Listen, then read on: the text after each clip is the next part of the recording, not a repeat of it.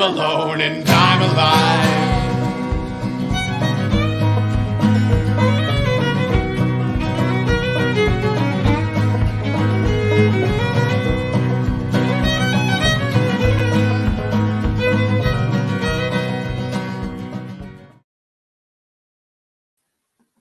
Welcome to the Talkin VAWLS Network. My name is Boogie Bentley, and I'm coming to you with another video.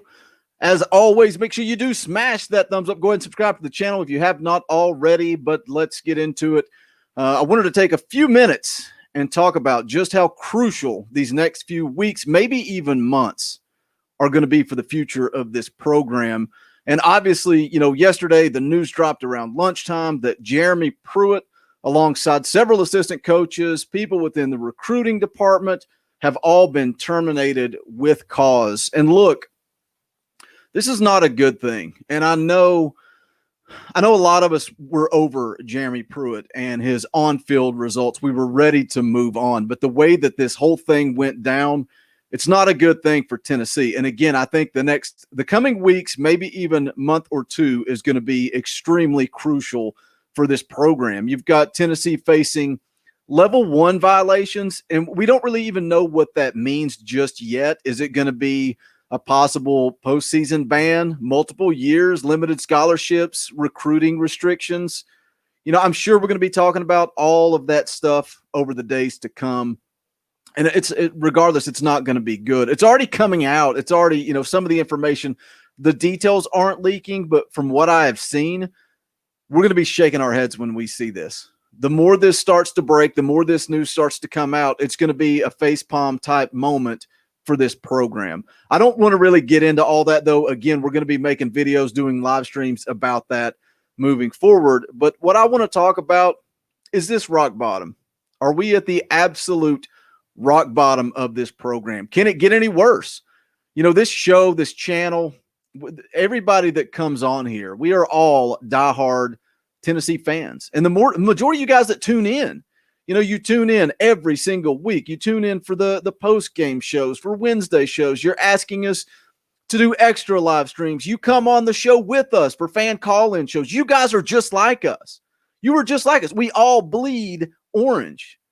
And I think that's part of what makes this channel successful. It's not about us. It's not that I'm doing something special, or Dauber or JP or even the indie kid. We're just 4 dudes, and you guys relate to us. And I think that's what makes, I hate to use the word community. Sometimes it's overdone and it's kind of whatever. But we have created this community here on the Talkin VAWLS Network, and it feels like something unique, something different. We're not trying to, you know, we're not pretending to be media or something special. We are just like you guys, and that's what makes this channel work. But again, like I said, we are all diehard Tennessee fans. So what does that mean? What does that mean? We can sit here and we can talk about the history of Tennessee football, but when we do that, when we talk about legacy, are we living in the past?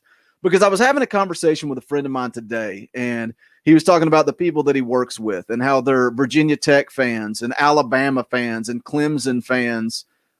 And we're the laughing stock. The college football world laughs at us. They mock us. Meanwhile, we talk about tradition and legacy.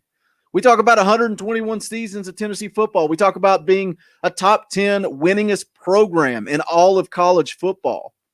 And again, to keep using the words history and legacy, we can talk about the general. We can talk about national championships, conference championships, especially when you're talking about my generation. We can go back and look at the 90s, and we talk about the Sugar Bowl, the Orange Bowl, obviously the national championship.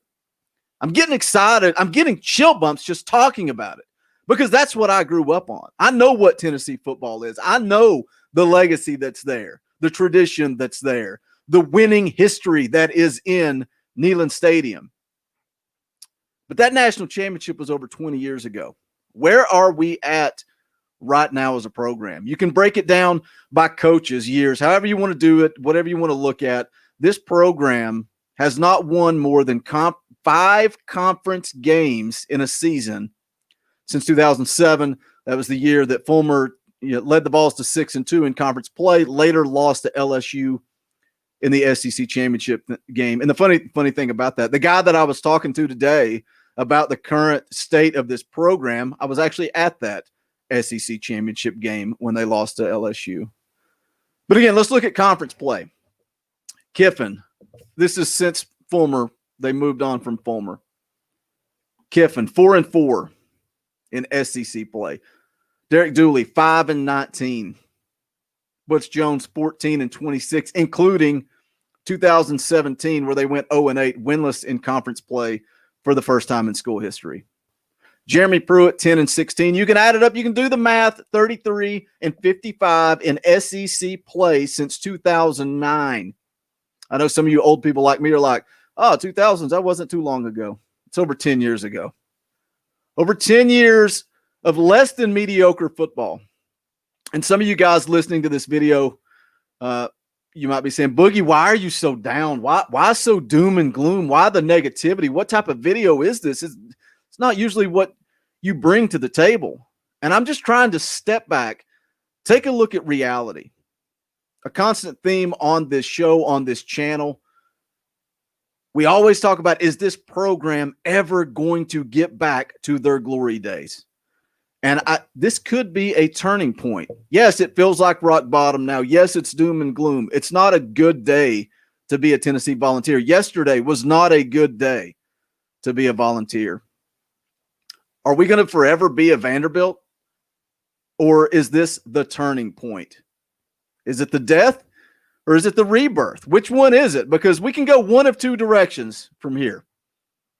Some of you guys like to say that Tennessee's a basketball school now. I don't believe that. I believe that this program is at a turning point, and this is the beginning of getting back to where we should be. Can the administration get it right, though? That's it. It all comes down to that. A lot of people have said for a while that Tennessee needs to clean house, need a fresh start. And maybe this, as bad as yesterday was as a low point, maybe this is what had to happen. Maybe for this entire thing to get turned around, you had to hit rock bottom.